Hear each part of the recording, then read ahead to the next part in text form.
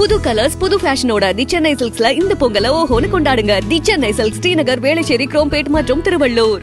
சென்னை நந்தம்பாக்கத்தில் உள்ள வர்த்தக மையத்தில் அயலக தமிழர் தின விழாவை அமைச்சர் உதயநிதி ஸ்டாலின் தொடங்கி வைத்து உரையாற்றி வருகிறார். அதன் காட்சிகளை பார்க்கலாம். நலத்துறை முன்வரிசையில் இருக்கின்றது. அங்கு ஏதேனும் சிக்கல் ஏற்பட்டாலோ, பணிக்கு எடுத்த நிறுவனங்களால் பாதிப்புகள் ஏற்பட்டாலோ, அயலக தமிழர் நலத்துறைக்கு தகவல் தெரிவித்தால் உடனே பாதிக்கப்பட்டவர்களை தொடர்பு கொண்டு அவருடைய பிரச்சனையை தீர்க்கும் மீட்கும் பணியை நம்முடைய துறை மேற்கொள்கின்றது. மீட்பது மட்டுமின்றி அவருடைய வாழ்வாதாரத்தை பாதுகாக்கவும் உதவிகள் செய்யப்பட்டு வருகின்றன. அதனால்தான் இந்த துறையை வெறும் அயலக தமிழர் நலத்துறை என்று மட்டும் சொல்லாமல் அயலக தமிழர் நலத்துறை மற்றும் மறுவாழ்வுத்துறை என்று சொல்கின்றோம்.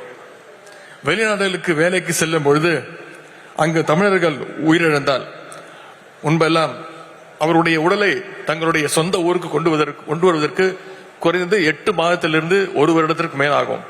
ஆனால் நம்முடைய துறையின் சார்பாக எடுத்துக்கின்ற பல்வேறு முயற்சிகளால் அவருடைய குடும்பத்தினர் மாவட்ட ஆட்சியர் முதல் இந்திய வெளியுறவுத்துறை வரை சென்று போராட வேண்டும்.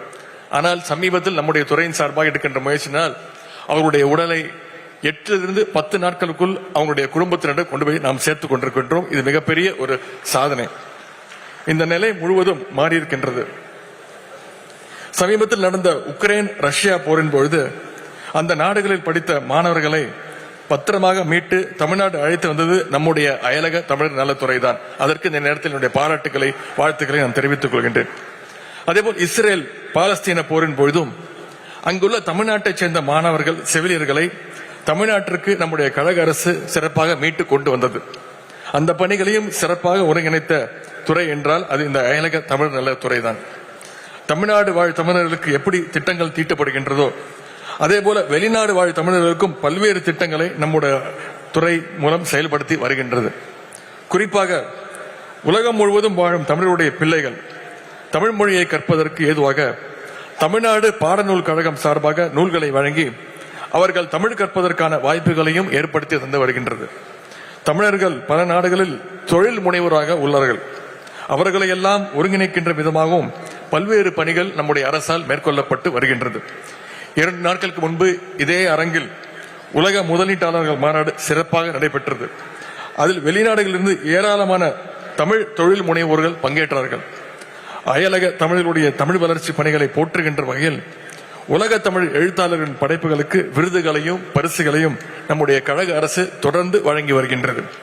இந்த பணிகள் அனைத்தும் அயலக தமிழர் நலத்துறை மற்றும் மறுவாழ்வுத்துறை மூலமாகவே சாத்தியமாகின்றது. இந்த 2 நாள் கருத்தரங்கில் அமைச்சர்கள், கவிஞர்கள், தொழில் முனைவோர்கள் என பல்வேறு துறைகளைச் சேர்ந்த பெரியவர்கள் பங்கேற்று பேச உள்ளார்கள். இந்த அயலக தமிழர் தினம் 2024 மிகப்பெரிய வெற்றியை பெற என்னுடைய வாழ்த்துக்களை மீண்டும் நான் தெரிவித்துக் கொண்டு இந்த நிகழ்ச்சியை மிகச் சிறப்பாக ஒருங்கிணைத்திருக்கக்கூடிய நம்முடைய மாண்புமிகு அமைச்சர் அண்ணன் மஸ்தான் மற்றும் துறை சார்ந்த அதிகாரிகள், அலுவலர்கள் அனைவருக்கும் என்னுடைய பாராட்டுகளையும் வாழ்த்துக்களையும் தெரிவித்து இந்த வாய்ப்புக்கு நன்றி கூறி விடைபெறுகின்றேன். நன்றி, வணக்கம். செய்திகளை உடனுக்குடனும் துல்லியமாகவும் தெரிந்து கொள்ள சப்ஸ்கிரைப் பண்ணுங்க.